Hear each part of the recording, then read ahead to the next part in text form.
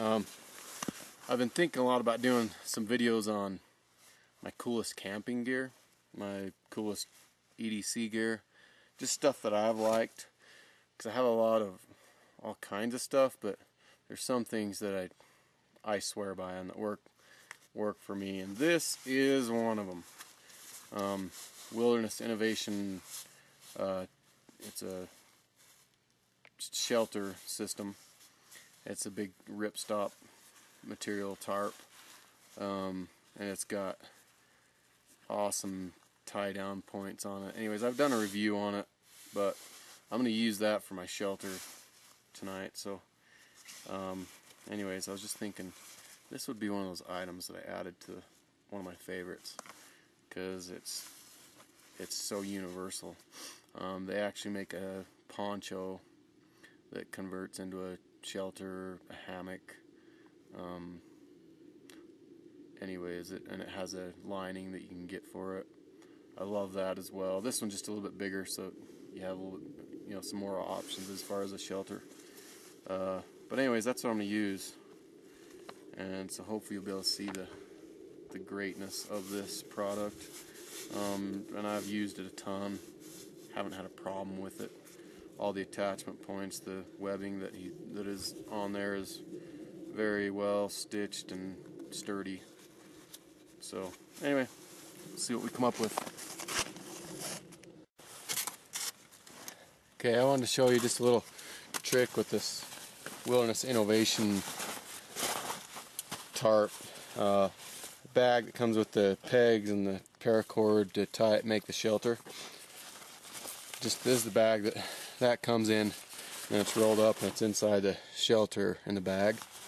On this bag, on the back side of it, has a little piece of Velcro sewn in, and in the tarp in the center it has a Velcro strip. What does that do? Well, you grab your hiking pole, throw this bag over, bingo, there's your center stick for a shelter if you want to build that type of shelter. So I got two sides tied off. I wonder here, find that.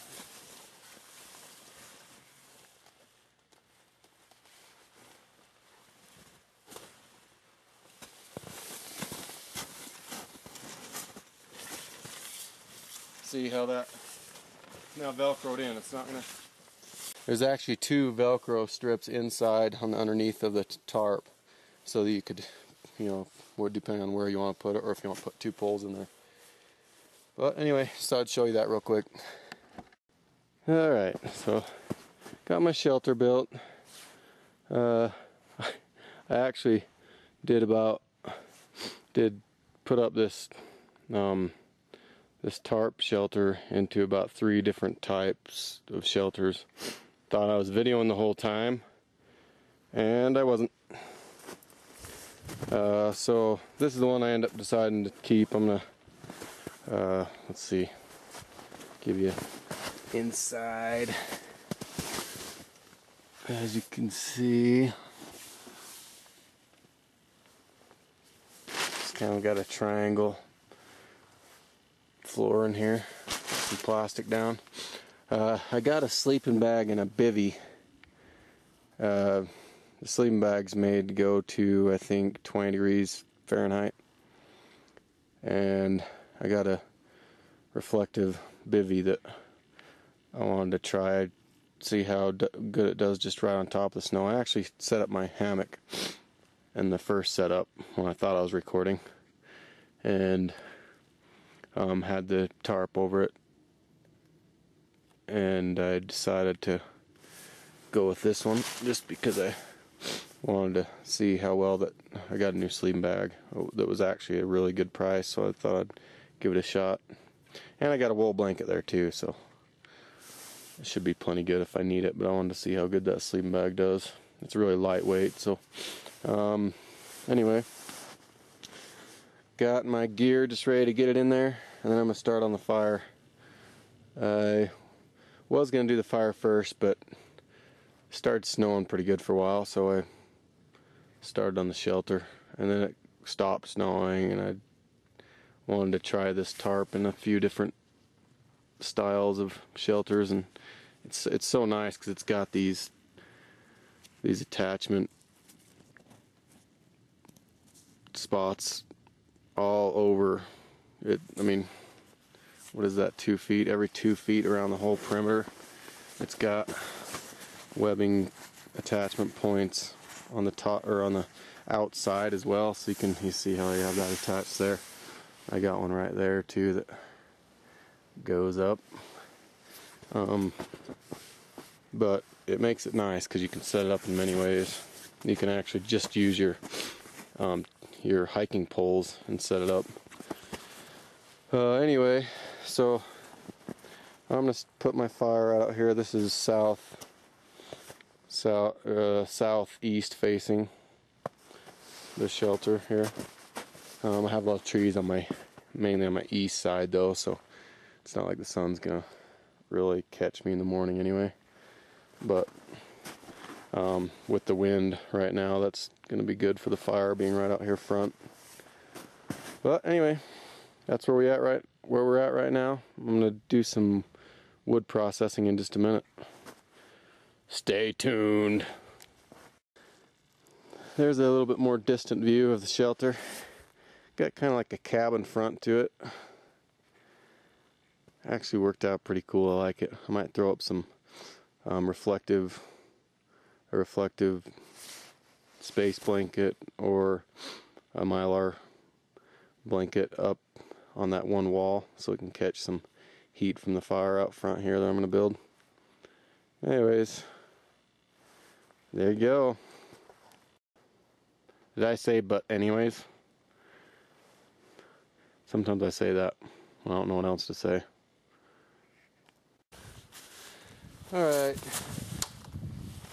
Gonna do a little chopping with these Eka knives. Start getting some firewood going. This one's the Eka Knives Whiskey 1. I don't know how well the shot.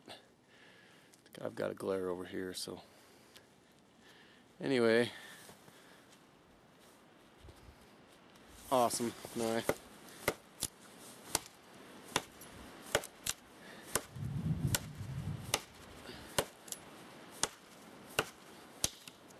This is aspen. It does split pretty easy. Anyway.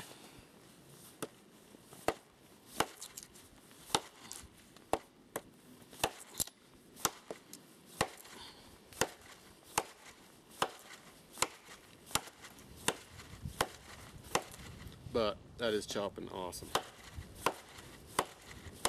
Reminds me of my BK2 a little bit. There's just the power behind it and the size.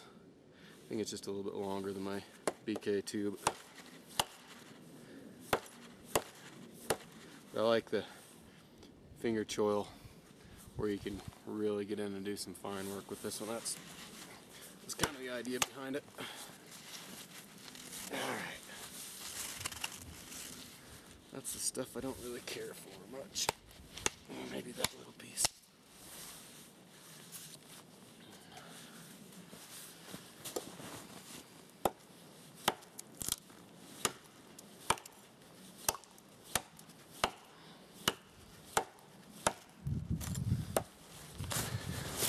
Ooh, that's deep, man. I got now. I'm not sure what he's calling it. It's Eka knife, but it's a kind of a prototype of a new one he's put together. I think I like it.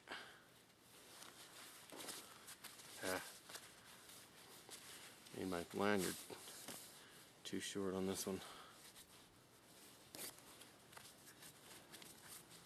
That's pretty good actually. A little tight maybe. Anyways, if you can see that, check out the angle on that blade to handle. These are awesome choppers. You'd be surprised how well they chop, and still how functionable,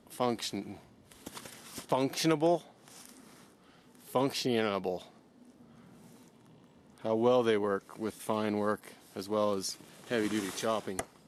I've been carrying this one on my hip here, and it's got a little Altoids sheath built onto the knife sheath, so I got my little Altoids survival kit in there. Anyways, I'll show you that later. Let's see, where you normally let pressure off, since the blade's on an angle, you fall through more with your chopping.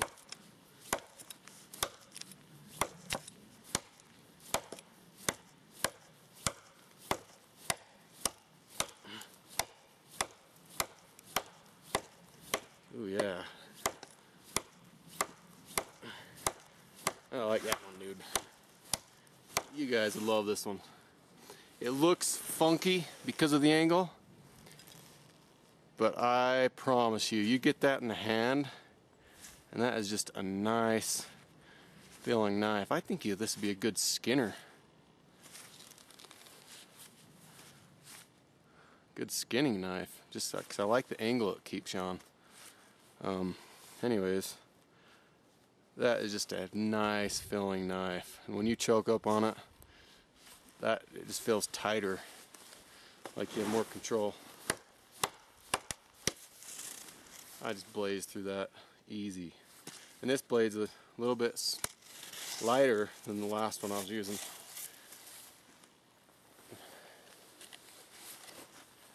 I think he's actually built this one with kind of a being a survival blade,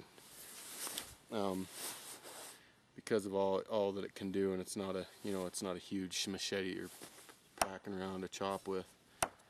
But man, it chops well for the size.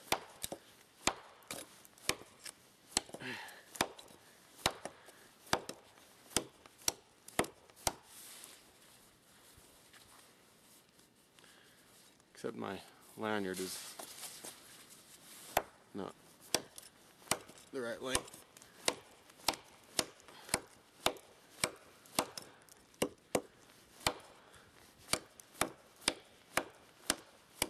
Yeah, it's kind of a ridiculous sized piece that I'm chopping right now, but kind of just testing these blades.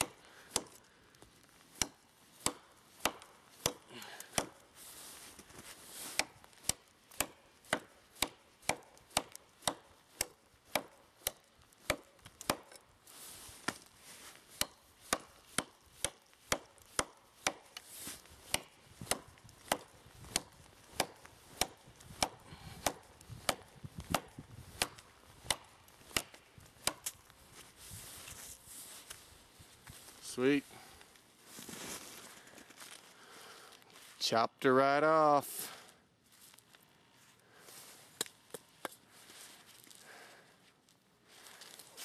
Pretty sweet, guys. I think I might really start to like this knife. I just love that angle. I didn't think I would like the angle of it, which I'm sure a lot of you probably think as well. But man, that was awesome.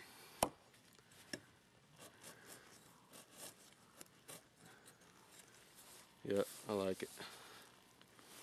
Anyway, we'll move on to the next knife.